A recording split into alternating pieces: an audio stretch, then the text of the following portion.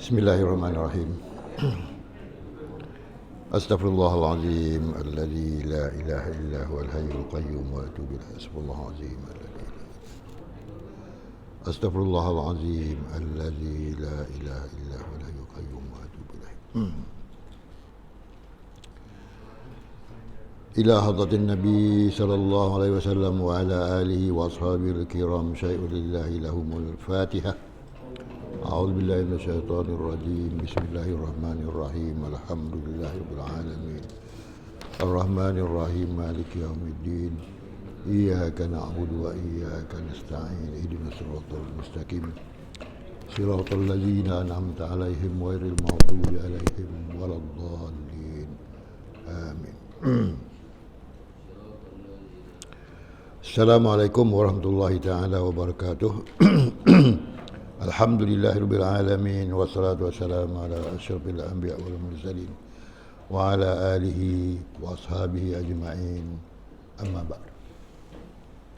Saya hormati pengurusi Surau Ihsaniyah Tuan Haji Abdul Razak, juga yang saya muliakan Tuan Haji Ahmad yang boleh pinjam kitab ni, Tuan Imam, Tuan Bilal, Tuan Siak, adik-adik jawatan kuasa surau, tuan-tuan dan puan-puan yang dirahmati Allah. Alhamdulillah, terlebih dahulu kita panjatkan kesyukuran kepada Allah Subhanahu wa taala di atas limpah kurnia-Nya. Maka pada subuh ini kita dapat bersama sekali lagi untuk menambahkan sedikit ilmu yang berkaitan dengan akidah, berkaitan dengan tauhid. Dan bagaimana kita nak menjaga iman kita, hari itu sampai mana itu, sampai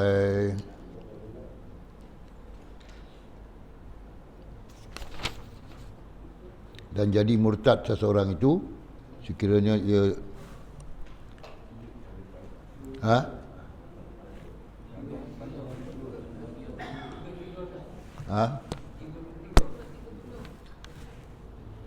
23, 25 ke 23?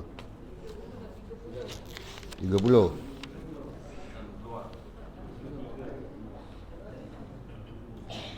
Okey, tak apa. Kita lama 30. Ya, sikit lagi. Okey. Kemudian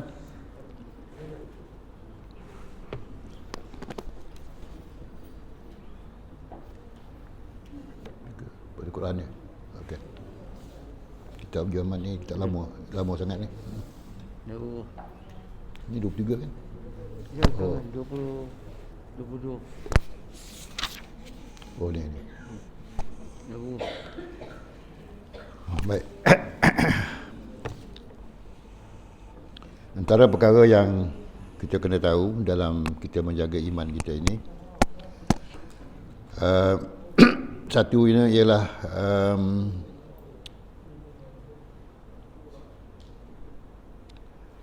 jika kita mengingkarkan suatu huruf di dalam Al-Quran itu yang sudah muafakat ulama atasnya daripada Al-Quran, ingkar satu huruf saja,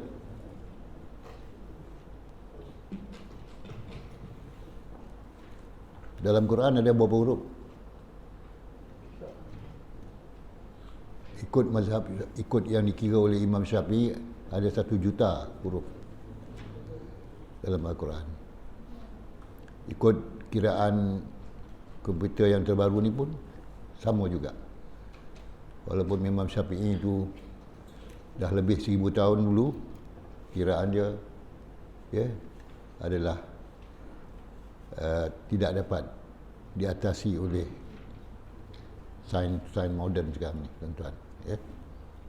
Jadi kalau tuan-tuan khatam Quran, ada 1 juta huruf, contohnya lah, kita baca Quran tu khatam 30 juzuk, 6,666 ayat dan ada 1 juta huruf, berapa pahala dapat? Satu huruf 10, kalau 1 juta 10 juta. Sekali khatam cukuplah. Betul tak? Itu bukan maksudnya kita macam kita mencari duit lah, ataupun mencari harta. Dah dapat banyak simpan, tak.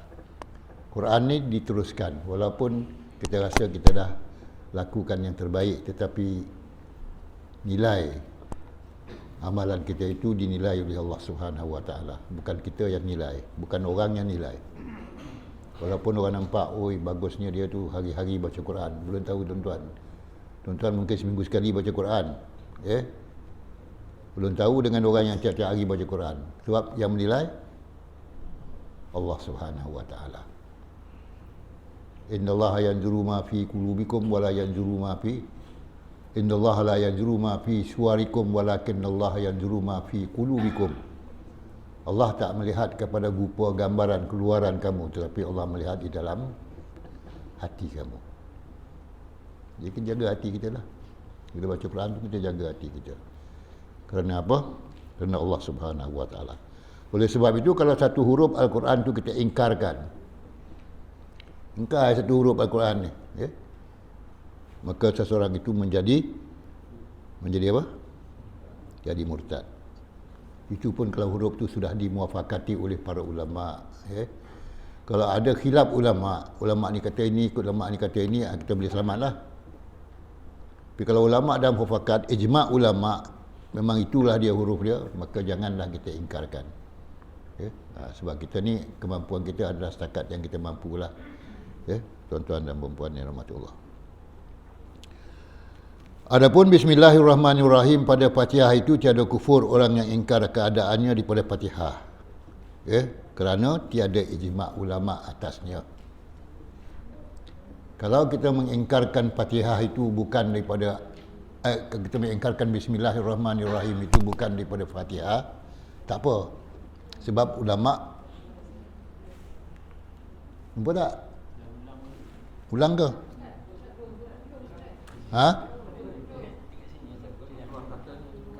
Kalau bahasa Rumi dia dah sampai dekat dan bahagi yang kedua berbuat mana yang Ustaz baca sini lah. Ya. Dan bahagi yang kedua. Terjemah kitab ni lama sangat.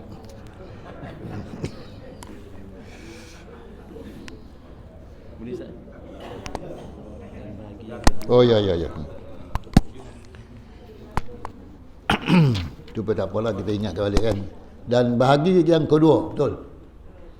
Dan bahagi yang kedua, perbuatan jadi murtad tu iaitu seperti ia sujud kepada berhala. Dah. Ia sujud bagi berhala atau syamsun. Apa syamsun? Matahari. Atau bagi makhluk. Dah juga. Alim semua dah ni. Ya, tahu dah jumpa dah. Saya dah tandakan. Sini tanda. Dan keluar dengan katanya sujud itu rukuk. Betul. Saya nak cari dia punya apa tu, tanda dia tu. Dan keluar dengan katanya sujud itu rukuk. Apa maknanya keluar dengan katanya sujud itu rukuk? Kalau sujud kepada manusia, kepada makhluk, kepada benda-benda batu-batu besar ke apa ke, jadi murtad. Tetapi kalau rukuk tak jadi murtad. Itu macam mana? Kalau kita menghormati seseorang lah, pemimpin negara ke, ataupun kita menghormati orang-orang yang lebih tua, orang-orang alim, setakat. Jangan sampai rukuk sangat, sampai sebelum rukuk. Tundukkan jugalah penghormatan. Kalau sujud, jadi murtad. Jaga-jaga tuan-tuan. Kita jangan sampai kita sujud jadi murtad. Sebab kerana rupa rukuk itu banyak. Rukuk itu banyak rupa dia. Berbagai-bagai. Rupa rukuk itu banyak, jatuh bagi manusia pada adat. Dan biasalah jadi kadang-kadang jadi adat manusia. Rukuk tu bukan saja dalam solat kita rukuk, tapi menundukkan, menghormati seseorang yang lebih tua daripada kita, lebih alim daripada kita, tuan guru, setakat rukuk, setakat jangan sampai pada rukuk yang macam dalam sembahyang tu. Rukuk saya menundukkan diri. Ya.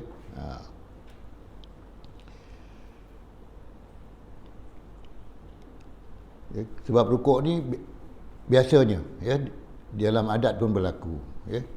Sujud hanya dalam solat sahaja ya. Bersalahan sujud lainlah, sujud ni dalam solat, tetapi rukuk ni kadang-kadang dalam adat, rukuk ni dalam, sujud ni dalam ibadat ya. Tetapi jika tiada dikosatkan suatu daripada rukuk itu, apa makna? Tetapi jika tiada dikosatkan, tiada diniatkan rukuk tu. Kalau kita niat rukuk, apa niat kita rukuk pada seseorang? Menundukkan, menghormatinya dengan sampai kepada tahap yang bukan sampai rukuk sembahyang lah, menundukkan. Tak ada niat apa-apa, tak apa. Tapi kalau ada niat apa-apa, seperti adapun jika dikasat memuliakan makhluk dengan rukuk itu seperti ia memuliakan Allah dengan dia, maka tiada syak pada kufurnya. Jadi kalau dia rukuk tu memuliakan seseorang, dan ada dalam hati dia mengatakan, orang ni dia muliakan orang tu kerana seperti dia memuliakan Allah, maka dia jadi murtad. Jangan sama sekali dalam hati kita ada nak memuliakan walaupun siapa, ulama besar mana pun, jangan kita muliakan dia siapa macam kita memuliakan Allah Subhanahu Wa Taala, maka jadi murtad, gugur iman kita. Ketiada syak pada kufurnya, maksudnya jadi kufur dia. Dan satu lagi yang menjadikan seseorang itu murtad ialah dia jatuhkan mazhab pada tempat yang hina. Apa maksudnya dia jatuhkan mazhab pada tempat yang hina? Quran tu di mana tempat hina?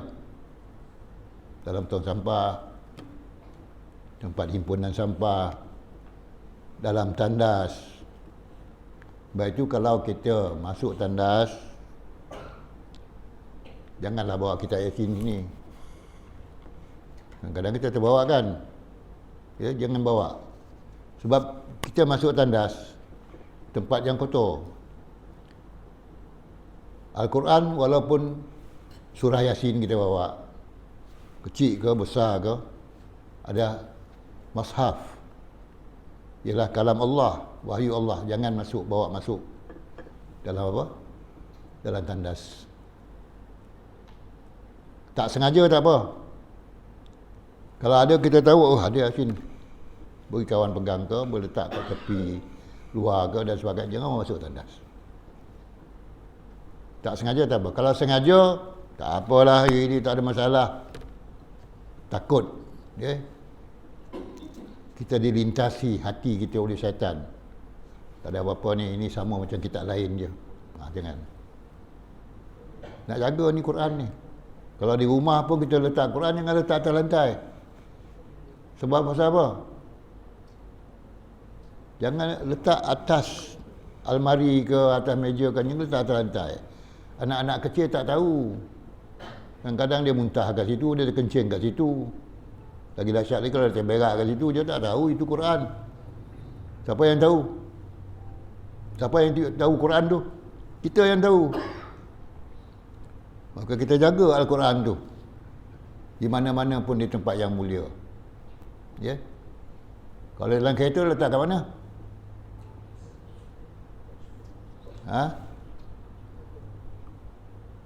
Nak gantung ikan tasbih tu,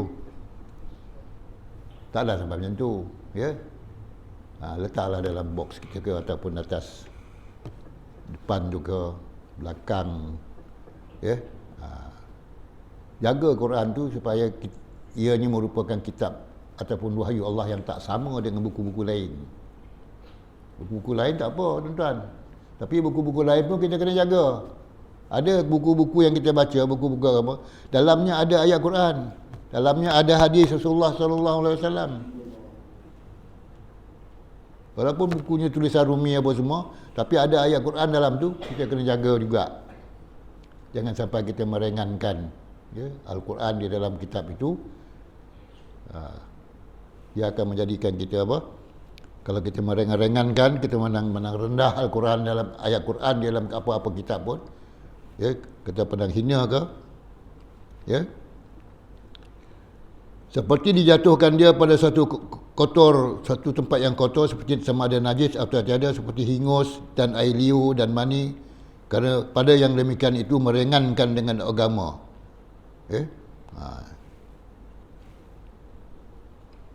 Contohnya apa tuan-tuan? Kita pegang Quran, lepas itu kita berasin kan, tercampak sesemua kita kat Quran tu, ya tak? Menyambur air liu kita kat Quran tu, itu semua tak kita jaga. Maknanya tuan-tuan dan puan yang dirahmati Allah, jangan samakan Al-Quran dengan kitab-kitab lain. Bezakan penghormatan kepada Quran. Sebab Quran tu bukan kalam manusia. Quran tu adalah wahyu Allah. Lain pada apa? Kitab-kitab lain, buku-buku lain tak sama.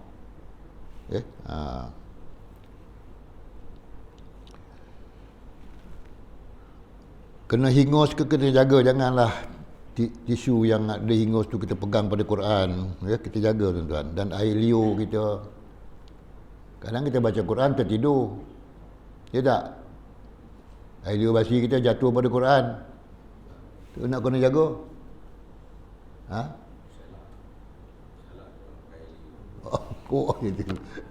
Itu kena jagalah, ya. Janganlah sampai air liu tu bersih, biar air liu basi tu tak bersih, ya. Dan mani,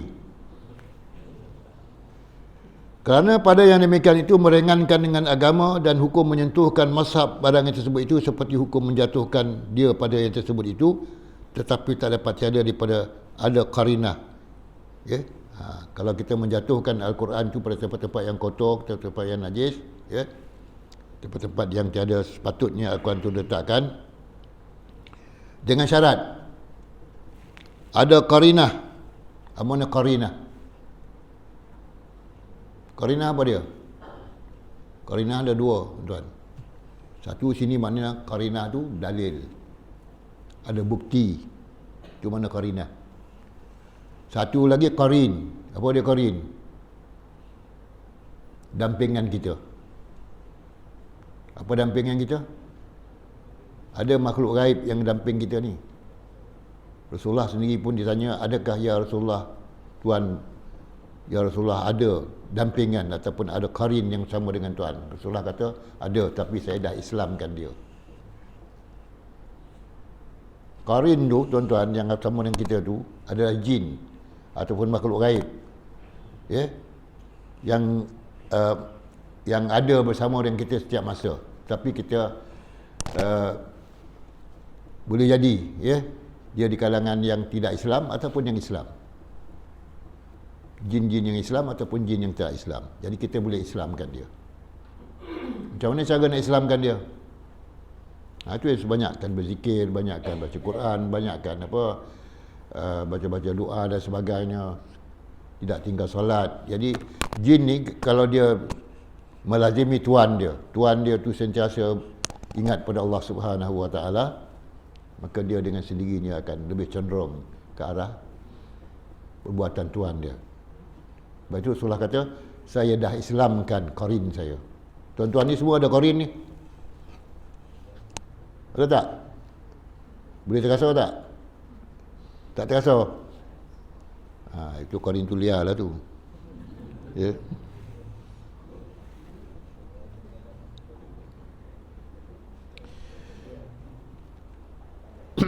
Jadi kalau ada qarinah, apa nama qarinah ni? Bukti, dalil yang menunjuk atas senda-senda dan meringan makan barang yang telah berlaku adat dengan dia, ya. Kalau kita ada meringan-ringankan, kalau ada qarin lah, kalau tak ada qarinah, ada bukti, ya. Seperti apa? Meludahkan atas luh, meludahkan atas loh. Orang dulu masa menulis mengajar masa-masa di pondok dulu pakai papan apa? Papan apa? Papan batu. Ya. Papan batu tu tulis dengan tulis papan batu kan? Ada tak dulu tuan-tuan belajar dengan papan batu? Tak ada. Ada dapur batu ada tak? Papan batu. Sini ada orang jual dapur batu ke apa? Papan batu tu tulis. Lepas tu nak padam pakai apa? Pakai helio. Tapi jangan ada qarinah, ada bukti menunjukkan kita nak merengan-rengankan dan nak menghinakan apa yang kita tulis tu, ini ayat Quran ke hadis ke, ambil helio sapu kat situ. Jangan ada qarinah, jangan ada bukti ataupun dalil menunjukkan kita merengan-rengankan ya barang yang telah berlaku pada adat. Pada adatnya padamkan dengan helio dululah. Sekarang tak ada dah kan. Orang pakai papan batu ke sekarang tak? Tak ada dah. Tapi bolehlah mulakan belajar papan batu lah kat surau ni. Ya. Ambil berkat orang tua-tua dulu. Belajar ilmu dengan menulis di papan batu, ya. Tapi tak ada dah, ya. Tapi masa dulu jadi biasa memadamkan ayat-ayat Quran di papan batu tu dengan air liu. Tapi jangan ada qarinah, ya. Merengan-rengankan ataupun merendah-rendahkan ayat Quran itu, ya. Meludahkan atas luh. Luh apa luh? Papan lah. Tempat tulis itu di mana luh? Luh. Papan tulis. Kalau di Arash dipanggil luh apa? Luh mahfuz. Luh mahfuz tu papan yang terjaga. Okay. Yang sesa ada tulisan tu tapi terkawal. Okay. Luh mahfuz. Luh mahfuz, ya.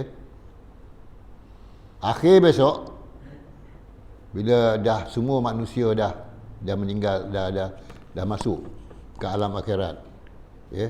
Semua manusia dah dimatikan. Malaikat pun semua dah mati, ya. Kemudian Allah perintahkan malaikat Jibril pergi ambil luh mahfuz tu, padamkan. Sebab luh mahfuz tu mana yang tertulis daripada zaman Nabi Adam tu ataupun zaman-zaman kalau ada lah zaman sebelum tu, semua terjaga. Itu maknanya luh mahfuz. Luh tu, papan tulis tu terjaga sejak daripada zaman Nabi Adam tu. Boleh baca, boleh tengok. Tapi di akhir besok, di akhirat besok, semuanya itu akan dihapuskan.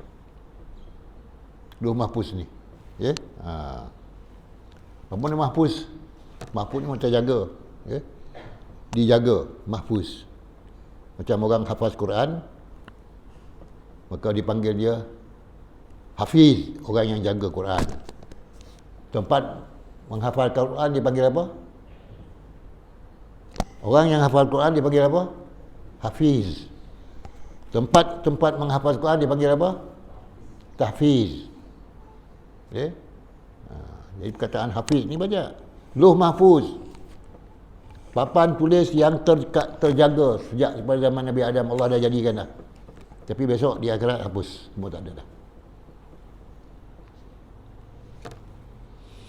Jadi jangan ada kita membuat sesuatu walaupun dah jadi kebiasaan. Orang-orang dulu belajar dengan luh ni, papan batu ni, dah jadi kebiasaan padamkan dengan air liu tu. Jangan ada dalam hati kita nak merengan-rengankan ayat Quran yang kita padamkan dengan air liu ni, tuan-tuan. Ya? Sebab kalau kita ada perkataan merengan-rengankan itu, ada tanda kita merengankan tersebut. Jika tiada dikasatkan, jika tiada diniatkan dengan perbuatan itu menghinakan Al-Quran dan yang sekiranya tiada diharamkan, ya? Kalau ada qasad, ada niat menghinakan Quran dengan memadamkan ayat Quran di luh mahfuz, di luh daripada papan batu tu dengan air liu tu, dengan qasad menghinakan dia, ya. Ya, kalau tak ada qasad, tak ada niat, tak apa. Kalau ada niat, maka itu adalah haram, ya. Menghinakan memadamkan ayat Quran di papan batu tu dengan menggunakan air liur. Okey. Air liur je.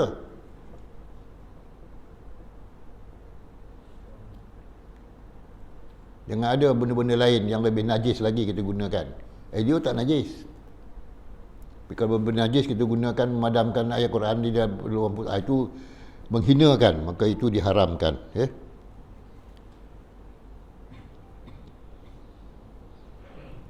Dan seumpamanya, dan seumpamanya barang yang berlaku adat dengan dia. Jangan ada perasaan ada kasat menghinakan ayat Quran. Seperti apa? Seperti memamahkan kertas atau lainnya yang tersurat padanya Quran. Memamahkan, mana memamahkan? Ada ayat Quran tulis pada kertas, ya. Kita mamah tu mana kita masuk dalam mulut, kita kunyah, itu mamah. Mamah maknanya kunyah sampai hancur. Memamahkan Al-Quran tu, ayat kertas yang bertulis Al-Quran tu atau lainnya yang tersurat padanya Quran, atau seumpamanya kerana mengambil berkat. Orang dulu tuan-tuan, ayat Quran dia tak hafaz, tapi mana-mana tulisan yang kertas yang bertulis ayat Quran tu ditolan, dia makan, dia mamah nak ambil berkat. Habis benarlah usaha tu, nak mengapa tak teraya. Ya tak?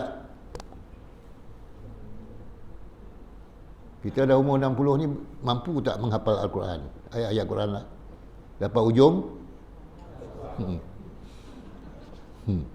dapat ujung pangkal lesap, dapat pangkal ujung lesap. Ya. Sebab apa? Sebab apa susah sangat nak menghafal walaupun umur 60 dah? Dah tua. Itu alasan yang tak betul lah. Okay. Dah tua sebab dosa dah banyak. Ya tak? Itu macam dia cakap kan tentang Nabi, tentang Imam Syafi'i mengadu pada gurunya. Syakautu ila waqi'in. Nama guru dia Waqi'. Aku mengadu pada guruku Waqi' bisu'i hifzi. Apa aduan Imam Syafi'i kepada guru dia Waqi'? Kerana sukarnya aku menghafaz, dia kata. Apa kata guru dia? Fa'ansahani, maka guru aku menasihatkan aku bitarkil ma'asi, tinggalkanlah maksiat. Apa dia maksiat yang kena tinggal? Maksiat mata, maksiat telinga, maksiat mulut, dan yang lain-lain tu jauhkan kalau nak senang hafaz. Okay. Sebab apa kadang-kadang kita hafaz lah kuliah ayyuhal kafirun la a'budu ma ta'budu wala antum a'buduna ma a'bud a'budu ma abadtu wala antum a'buduna wala ana a'bud. Berbalik. Sebab apa banyak maksiat? Baca surah Al-Kafirun tu dekat setengah jam, berapa puluh? Tu satu. Yang berpuluh lagi apa tuan-tuan? Akad nikah, ijab kabul tu, ada yang berpeluh sampai pagi pun tak dapat jawab ijab kabul tu. Orang dulu memang jahat lah. Jahat dia bukan jahat, nakal. Ya tak? Dia pegang kepala tiang tu, rasa kau tak apik lah kau ijab. Sekarang tak ada dah?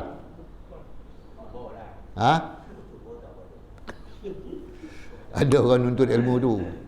Ada orang menuntut ilmu tu sehingga orang tu tak boleh jawab. Berpuluh-puluh keluar dulu, pergi mandian dulu. Tak, memang betul berlaku. Kena mandian dulu, balik, masuk balik, akad nikah balik. Dah bacakan Fatihah, dah bacakan surah apa? Surah Qul a'udzu birabbin nas, Qul a'udzu birabbil falaq, ayat kursi, ya. Barulah lepas. Itu pun, ya. Dah melalui proses yang saya katakan follow tadi kan. Apa yang follow tadi?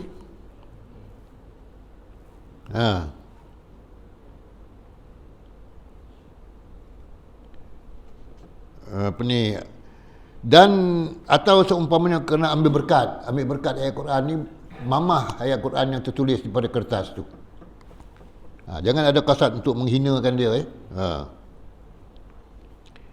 Ataupun kita memamahkan Al-Quran itu yang tertulis di atas kertas dengan kerana menyimpankan dia daripada jatuh pada najis. Boleh. Ya. Kita ada dua niat lah. Satu nak ambil berkat. Yang kedua nak jaga ayat Quran tertulis pada kertas tu. Jangan dia terjatuh pada najis. Itu tak apalah. Dia tidak menghinakan. Dia nak jaga. Tapi cara jaga dia tu macam mana? Sampai mamah-mamah pula. Sampai apa ni, makan ayat Quran dalam kertas tu, tulis kertas makan. Setiap kali jumpa makan. Ada orang buat macam tu. Dengan harapan apa?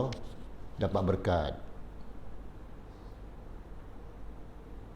Boleh ke tuan-tuan dapat berkat dengan memakan kertas yang tulis ayat Quran tu, kita makan. Dulu ada masa apa? Bulan Safar. Doa tolak bala. Tuan guru tulis doa tolak bala dalam kertas, masukkan dalam jug yang ada air. Tiap-tiap orang minum air dalam jug tersebut. Nak tolak bala. Itu pun satu khurafat yang salah lah. Nak tolak bala ni minta pada Allah. Yang minum air dia. Mana yang tulis ayat Quran dengan laparan pada dinding, Bismillah air, minum air. Ada sama tak dengan itu? Sama lah. Apa sebab jadi macam tu? Makan ayat Quran tu tulis pada kertas, masukkan ayat Quran dalam jug, minum air dia. Benarlah nak ambil berkat ayat Quran tu, tapi bukan cara yang demikian. Tulis ayat Quran kat dinding, lepas tu minum air dia.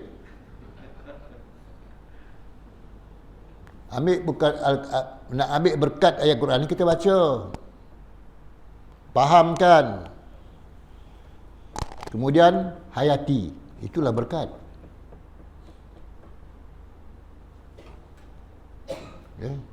Kalau pergi makan tu tak jadi berkat. Aku cokik belakang. Dan sama juga macam Quran ialah, dan seperti macam kutubul hadis. Jumpa tak kutubul hadis? Kataan kitab-kitab hadis. Kutubul hadis apa dia? Kitab-kitab hadis Rasulullah sallallahu alaihi wasallam zahirnya jatuh pada najis. Dan juga kitab hadis tu zahirnya kitab tu jatuh pada tempat najis. Sengajalah. Kalau terjatuh lain tuan, kalau jatuh Dan jikalau kitab-kitab hadis yang dhaif sekali pun tak boleh. Tulis hadis, tapi hadis tu semuanya dhaif. Apa makna hadis dhaif? Hadis yang tidak sahih. Sanad dia tak sahih. Antara sanad-sanadnya perawi-perawi hadis tu ada yang kurang. Ada yang menipu ke dan sebagainya. So hadis tu hadis dhaif lah. Pun tak boleh. Walaupun dikatakan hadis dhaif, janganlah dicampakkan. Sebab apa? Sekalipun kerana pada menjatuhkan dia itu meringankan, sekalipun kerana menjatuhkan dia itu, jatuhkan pada tempat yang kotor dan najis sebagai itu, meringankan dengan Nabi. Walaupun kitab hadis dhaif, tapi bila kita campakkan pada tempat yang najis, tempat yang kotor, tong sampah dan sebagainya, itu juga meringankan Nabi. Walaupun dia bukannya hadis daripada Nabi. Hadis dhaif. Sebab kerana kitab-kitab ini dibangsakan kepadanya. Apa maknanya dibangsakan kepadanya? Bangsakan kepada Rasulullah lah. Kitab ini diapakan? Dibangsakan.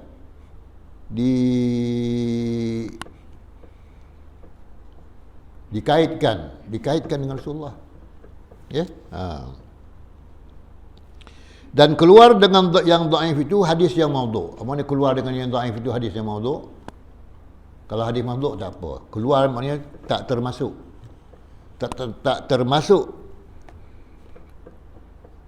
Okay. Hadis itu tak termasuk hadis maudhu'. Hadis maudhu' tak apa. Sebab hadis maudhu' ni apa? Hanya direka-reka sahaja. Ya. Kalau kita hadis maudhu' jatuh tempat najis ke ataupun di tempat yang kotor ke dalam tong-tong sampah apa tak apa, sebab dia hadis maudhu'. Hadis itu bukan hadis. Maudhu' ni mana apa? Direka. Bukan betul-betul ya. Ada datang. Tapi hadis dhaif ni ada perawi-perawi yang betul, tetapi sebab dia ada banyak kekurangan di segi perawi-perawi dia tak cukup syarat, maka dia dipanggil hadis dhaif ya. Sebab dinisbahkan kepada Rasul. Tapi hadis maudhu' ni walaupun dikata ini hadis Rasulullah, tak, dia tidak dianggap sebagai hadis sebab dia direka. Kadang-kadang buat sendiri. Ada orang buat sendiri hadis. Ya.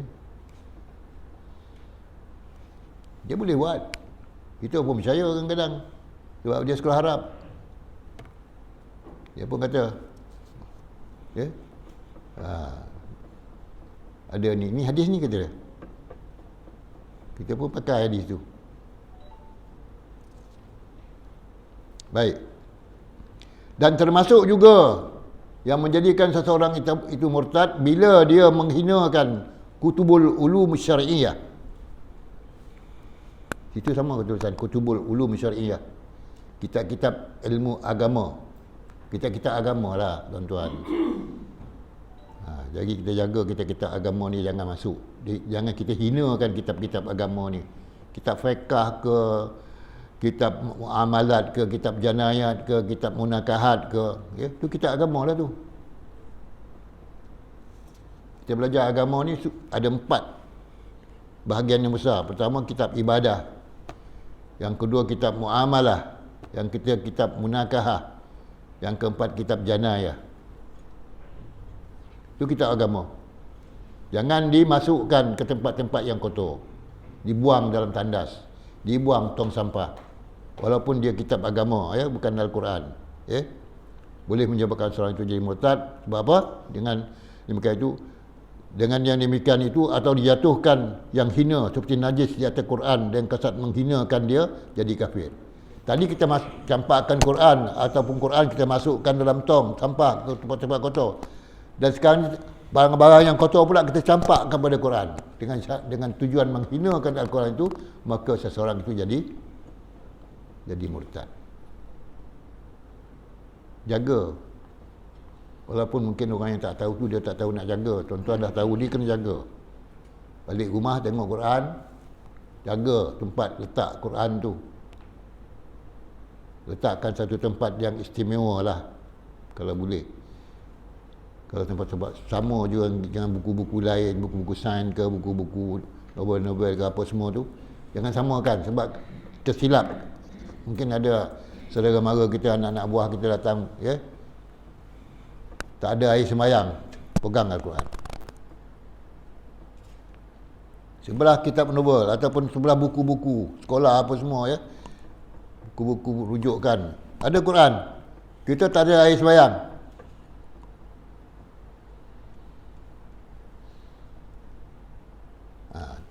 Nak pegang Al-Quran mesti ada air sembahyang.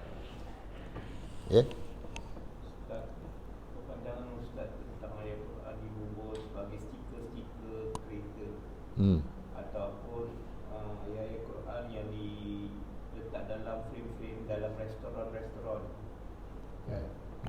Di mana tak dijaga, didedahkan pada habuk, tai cicak, itu semua. Itu kalau niat kasat orang yang meletakkan ayat Quran tu dalam cermin ataupun stiker-stiker tu untuk memuliakan Al-Quran tak apa, tapi kalau dia untuk menghinakan, maksud menghinakan, dia tak jagalah. Dia nakkan Quran tu cantik menjadi penghias dalam kedai dia, rumah dia, tapi dia tak jaga. Burung nak berak-berak lah, ayam nak berak-berak lah, cecak ke dan berbagai najis lagi. Kena jaga. Kalau kita dapat letakkan Al-Quran itu di rumah kita, kita kena jaga dia. Kalau barang-barang lain apa kita pandai jaga. Ya, barang-barang lain dalam rumah kita. Selalu tak kita sapu-sapu, pusingkan. Quran kita tak buat macam tu ke? Lebih lagi lah. Kenalah Quran lebih lagi kita buat boleh barang lain. Ya?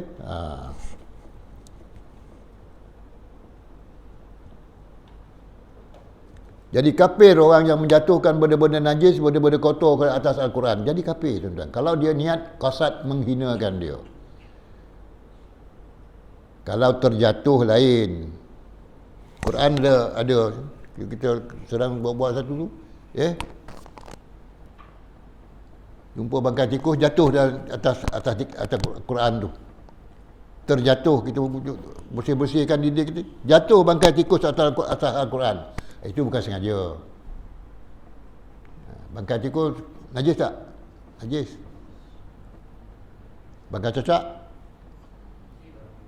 yang tak ada darah tak najis. Lalat tak najis. Ya? Adakah baik-baik adakah kita anggap menghina Quran kalau kita letakkan baik-baik Quran tu dalam lagu-lagu? Lagu-lagu. Kita campurkan aduk segi kata dengan lagu-lagu dengan ayat-ayat Quran. Bukan lagu-lagu nasyid, maksudnya lagu-lagu pop baru-baru ni lah. Adakah itu sebagai satu penghinaan, Ustaz? Dia kena jaga. Quran ni bukan maknanya kita jaga tu dengan kita masukkan ke dalam lagu-lagu yang rock ke lagu-lagu yang budak-budak sekarang masuk pula ayat Quran dalam tu. Itu menghina. Masukkan lagu Al-Quran dalam lagu-lagu yang tidak ada hubung kaitnya dengan agama. Kalau nasyid tak apa. Ya. Kalau syair tak apa. Kalau kata-kata hikmah tak apa. Macam kita selalu dengar apa? Ilahilas.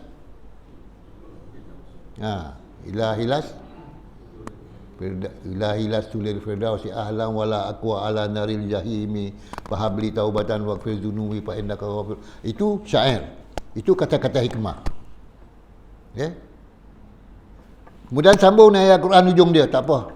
Sebab kata-kata yang baik. Ini pop apa? Korea apa ke?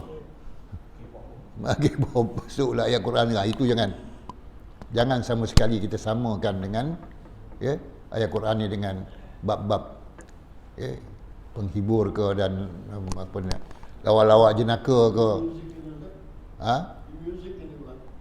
Di Indonesia ada muzik. Baru ni tuan-tuan tengok dalam video. Dituntun ramai orang mengajar Al-Quran. Nak buat kelakar dengan ayat Quran. Nak buat apa? Lawak. Kita tengok tu sukalah kan. Tapi tahu tak kita? Bismillahirrahmanirrahim. Sadaqallahul azim. Tak baca apa-apa pun tak baca. Tapi dah baca bismillah. Jangan dilakukan sedemikian. Dituntun oleh orang ramai. Lalu diketawakan pula. Kalau kita menganggapnya sebagai sesuatu yang boleh, betul, kita pun sama syubhat dalam apa niat yang ada dalam hati dia orang tu. Apa niat hati dia orang tu? Nak menghina ke, nak menghormat ke, ataupun nak lawak jenaka dengan Al-Quran ni? Ya. Jangan main-main tuan Al-Quran ni. Jangan dihina-hinakan. Jaga di tempatnya yang suci sebab dia wahyu Allah. Kita nak mengaji pun, nak mengaji Al-Quran pun pergi dengan tuan guru. Ini dituntun ramai. Saya tengok mula-mula tu, apa hal dia ni? Macam satu YouTube daripada Afrika kan. Ada tak orang Afrika ngajar anak dia baca Quran? Seorang kena sobat, semua kena sobat. Ingat tak? Dia salah baca, dia yang kena sobat.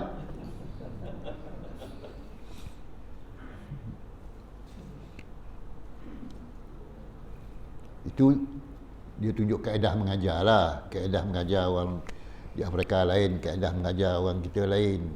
Tapi kaedah lawak jenaka yang dibuat baru-baru ni, itu menghina Al-Quran. Jaga baik tuan-tuan ya. Kalau kita sama dan kita iktiraf, kita syubhah dengan niat dia orang. Okeylah tuan-tuan, sekat itulah dulu.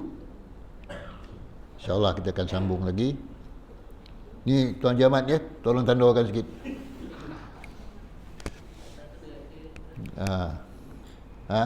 Kan saya tandakan lain, tak apa. Dekat itulah mudah-mudahan Allah SWT berkati kehidupan kita dan mulakan taufik dan hidayah kepada kita semua insya-Allah.